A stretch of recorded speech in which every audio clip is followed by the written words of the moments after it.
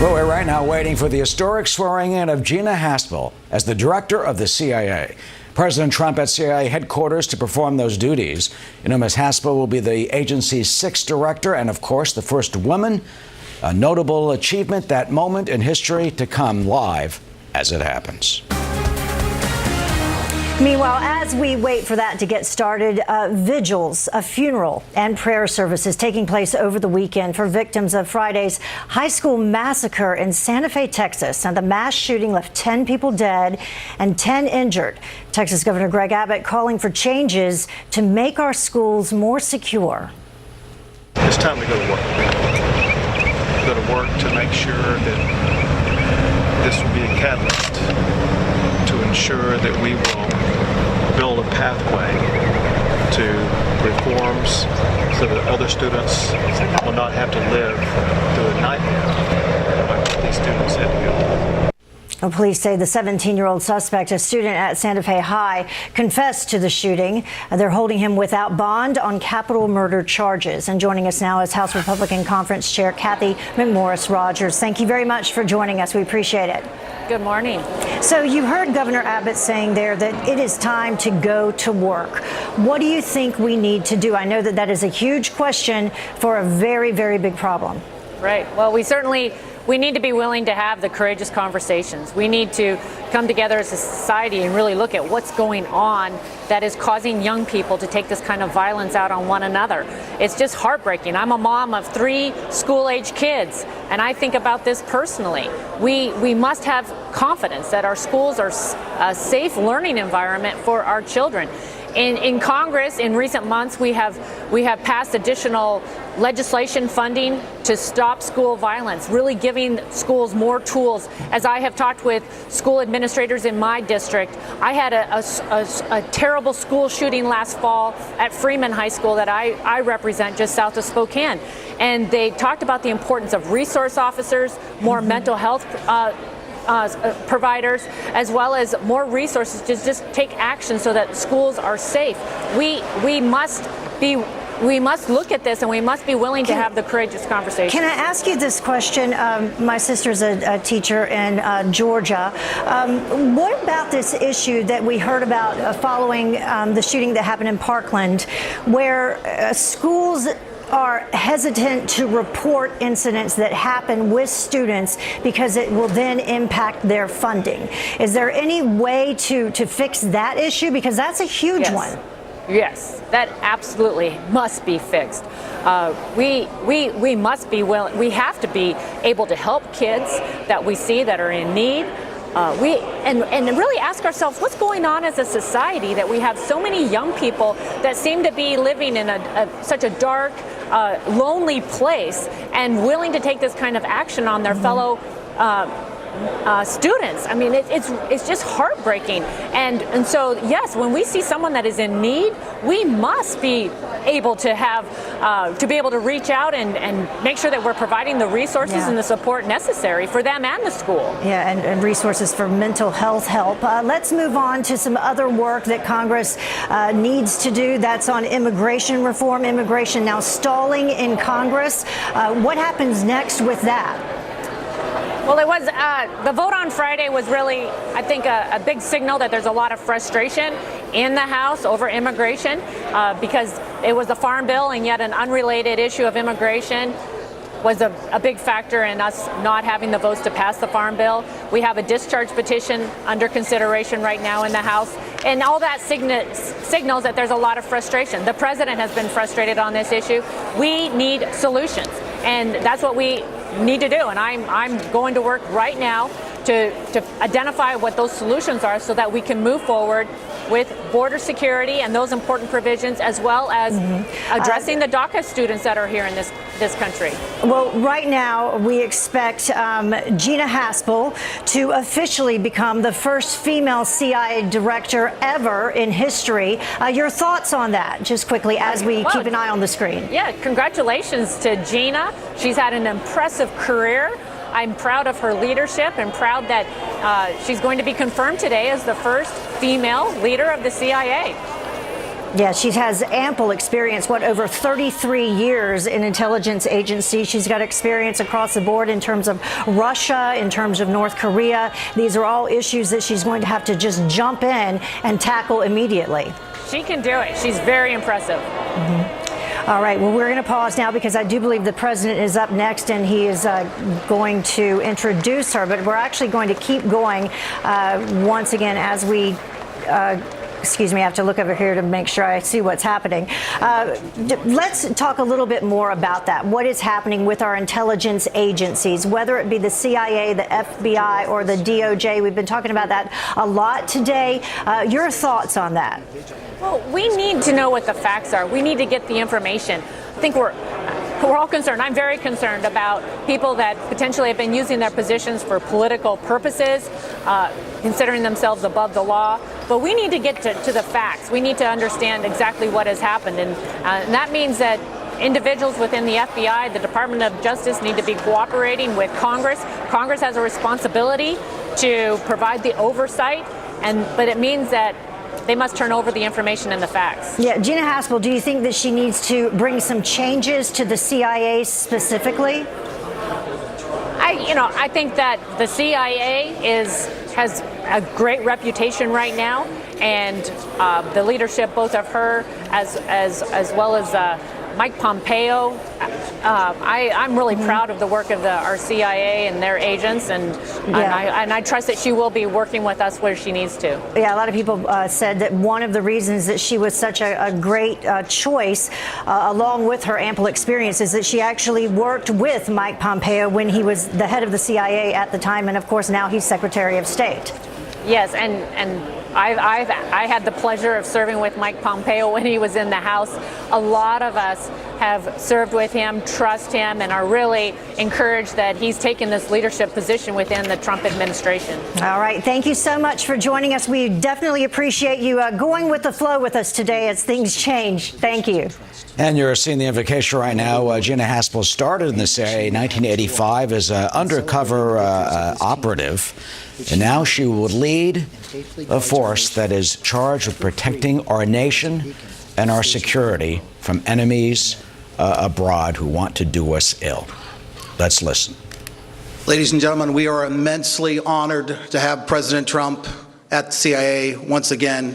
Please join me in welcoming the President of the United States.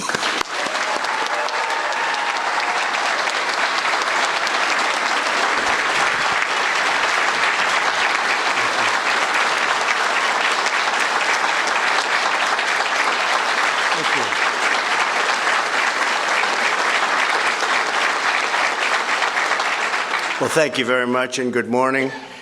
I want to thank all of you and our distinguished guests for joining us today for a ceremony like few will ever have again. This is a very special one, including Vice President Pence, Secretary Pompeo, Secretary Mnuchin, Secretary Chao, Secretary Perry, Secretary Nielsen, Director Coates, and my nominee for the VA Secretary, who will do a fantastic job, Robert Wilkie. Thank you very much.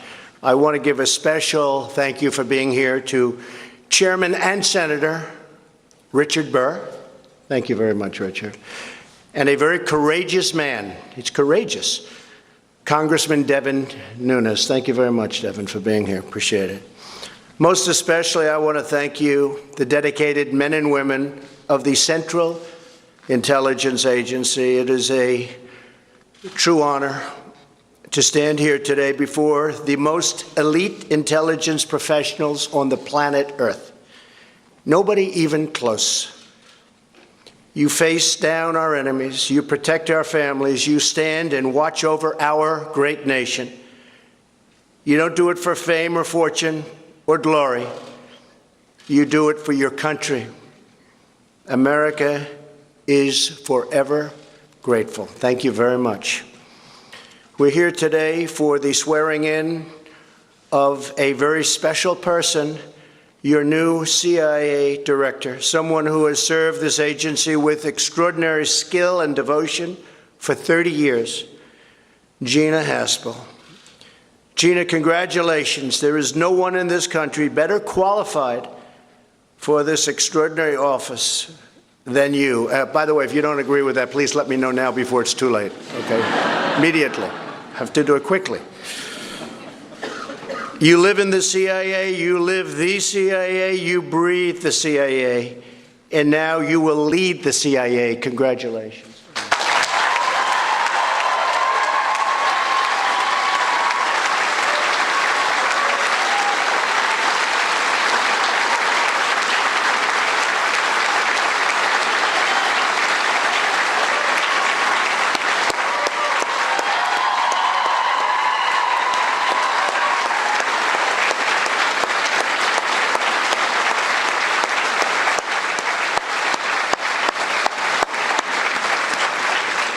Okay, that means we're keeping her, right? That's what we were waiting for.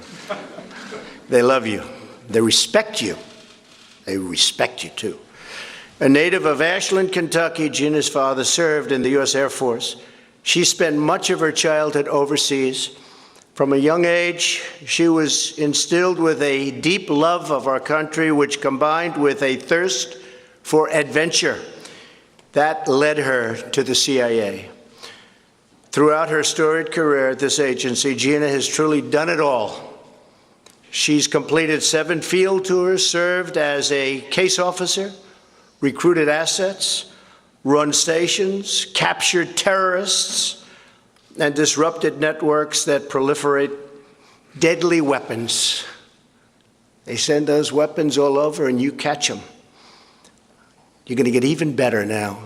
Better than ever before. You're the best. You're going to be better than ever before, and we're getting you the resources to do it. Our enemies will take note. Gina is tough. She is strong. And when it comes to defending America, Gina will never, ever back down. I know her. Spent a lot of time with Gina. Gina played a crucial role in our fight against al-Qaeda. Her first day on the job at the CIA's Counterterrorism Center was September 11th, 2001, and she tirelessly hunted terrorists for the next 3 years. She went on to become Deputy Director of the National Clandestine Service and most recently, Deputy Director of the CIA. During her decades of distinguished service, Gina has earned the George H.W. Bush Award for Excellence in Counterterrorism and the Intelligence Medal of Merit. Most importantly, she has earned the universal respect, admiration, and trust of her colleagues here at the CIA, throughout the government, and all over the world. Gina is truly respected.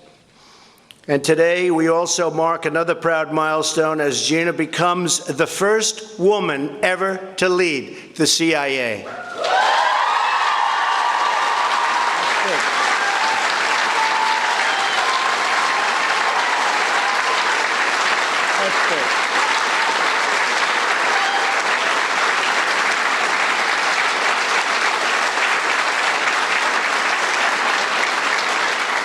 That's big.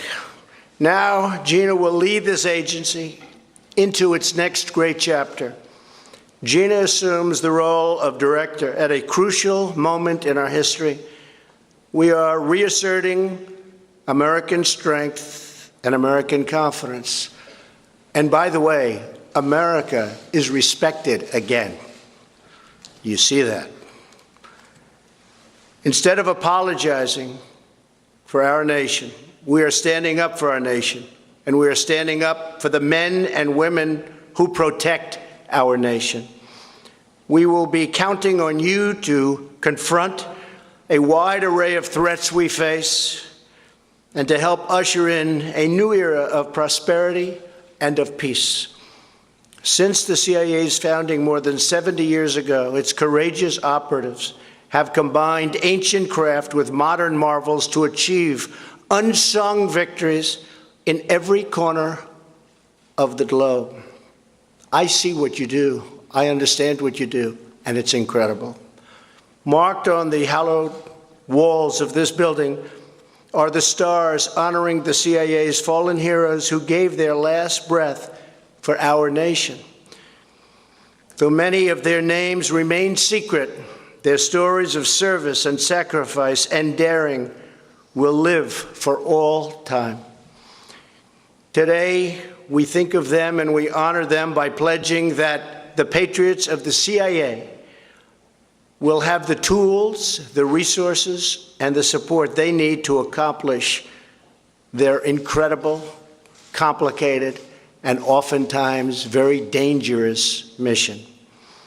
The exceptional men and women of this agency deserve exceptional leadership, and in Gina Haspel, that is exactly what you're getting. Director Haspel, congratulations again. I know that you will thrive as the agency's director and help keep our nation safe and strong and proud and free. Good luck. God bless you. And God bless the men and women of the CIA. God bless America. And I just want to thank everybody in this room for doing such an incredible job and for giving Gina that unbelievable support that she needed. It took courage for her to say yes in the face of a lot of very negative politics and what was supposed to be a negative vote. But I'll tell you, when you testified before the committee, it was over. There was not much they could say. There was nobody more qualified than you, and you are going to do a fantastic job, Gina. Thank you very much. Thank you.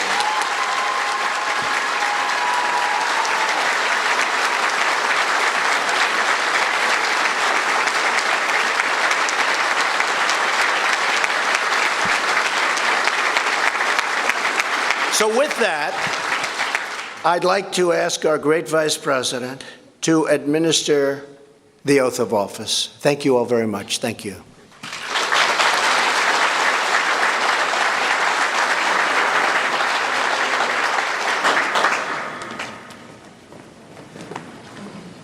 Place your left hand, raise your right hand, repeat after me. I, Gina Haspel, do solemnly swear I, Gina Haspel, do solemnly swear that I will support and defend the Constitution of the United States that I will support and defend the Constitution of the United States against all enemies, foreign and domestic, against all enemies, foreign and domestic, that I will bear true faith and allegiance to the same, that I will bear true faith and allegiance to the same, that I take this obligation freely, that I take this obligation freely, without any mental reservation without any mental reservation or purpose of evasion, or purpose of evasion, and that I will well and faithfully discharge that I will well and faithfully discharge the duties of the office on which I'm about to enter. the duties of the office for which I'm about to enter. So help me God. So help me God.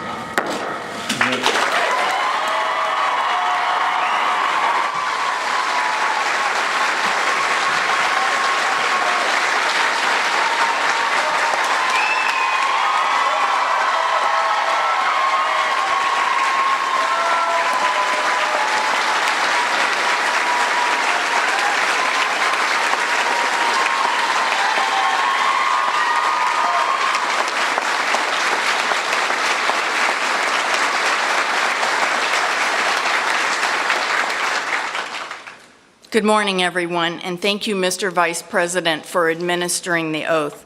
Let me begin by thanking President Trump for joining us today and for offering those kind words. Mr. President, it means a great deal to me and to the agency that you made time to come out to Langley for this ceremony.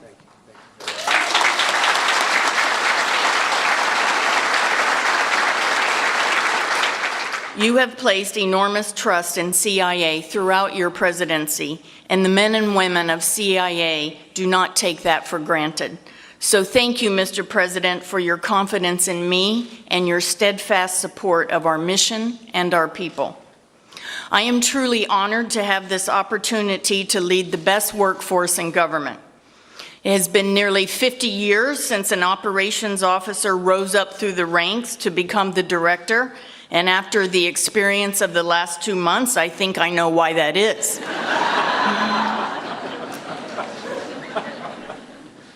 I look out in the crowd today and I see a strong representation of the CIA's past, present, and possibly even the future.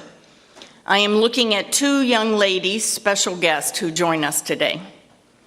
CIA has been more than a career. It has been for me, like many of you, a calling. In this building and around the world today, there are officers carrying out a vital mission, sometimes at great personal risk. I want each of you to know that I took on the position of director because I want to represent you as well as lead you. My years at CIA have rewarded me in ways that I could never have imagined, and I will continue to give it and you my all. There are countless role models and mentors who paved the way for me to stand here today. As the director, I want the current CIA leadership team to be role models and mentors for our next generation of officers who will walk the streets of far-flung capitals and work the late nights here at headquarters and abroad. For me, being director is about doing right by all of you so that you have the tools and support needed to carry out our sacred mission. Every CIA officer has taken the same oath that I just did to support and defend the Constitution against all enemies. And today, I recommit that I will do everything in my power to justify the faith that President Trump and the American people have placed in us, and to make sure that CIA continues to provide the intelligence needed to keep our country safe. I would be remiss if I did not also note the tremendous pride I take in being the first woman to serve as director.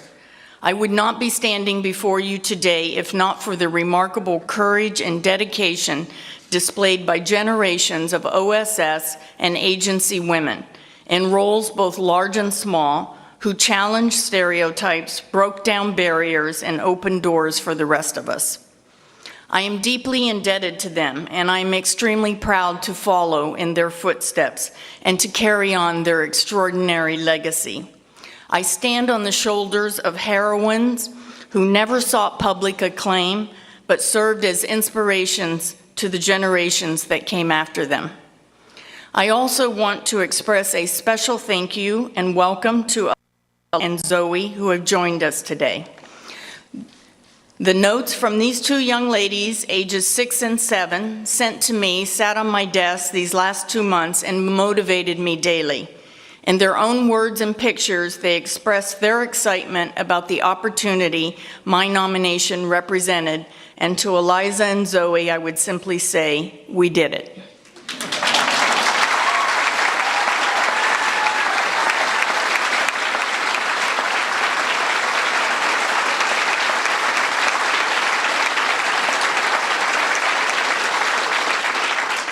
Lastly, allow me just a moment to talk about the future of this agency. A little over a year ago, Secretary Pompeo first spoke to me about becoming the deputy director.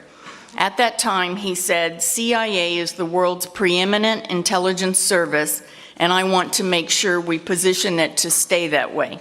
Mike was right. We are the best, and our challenge is to always be the best. We cannot rest on our laurels. We must learn from the past, but we cannot dwell in the past. We must constantly learn, adjust, improve, and strive to be better. We demand it of ourselves, and America deserves nothing less. That includes boosting our foreign language proficiency, strengthening our partnerships overseas and here at home, and deploying more of our officers to the foreign field. We are a foreign intelligence service, and our workforce and our priorities need to reflect that. We also need greater focus and effort on the strategic threats our nation faces, as well as the persistent threat from global terrorism.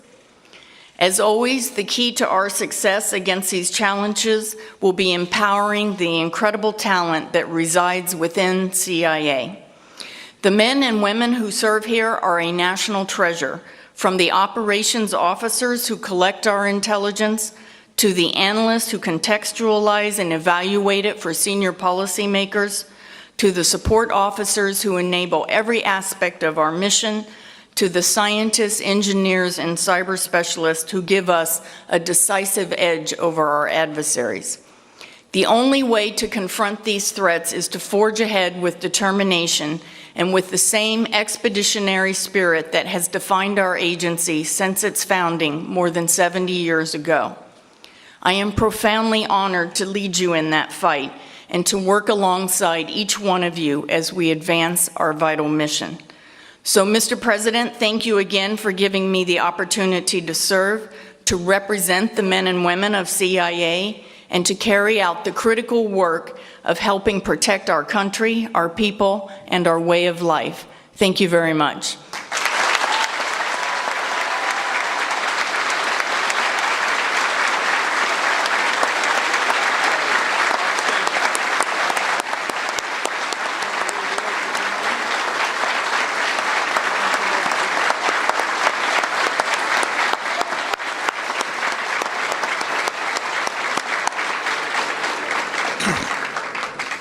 On behalf of the Director of the Central Intelligence Agency, thank you to our distinguished guests and to each and every one of you for participating in today's ceremony.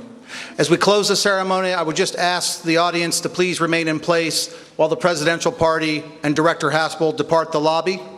Once they depart the lobby, those in the lower lobby, please exit the front by the seal, and our guests that are here in the upper lobby, please adjourn to the portrait gallery to my right to join the director for a reception. Thank you again for being with us today.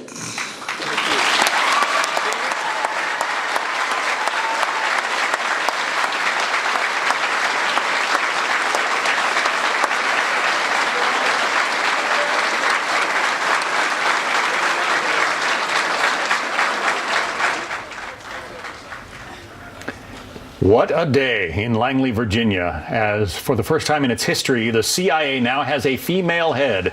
Gina Haspel, who has spent 30 years at that agency, starting as a covert agent, is now running the organization. That's how we begin this Monday on Happening Now, along with this tough talk from Gina Haspel's predecessor, Mike Pompeo, who is now Secretary of State, of course, as he lays out the Trump administration's new strategy for dealing with Tehran. This after the U.S. departure from the Iran nuclear accord.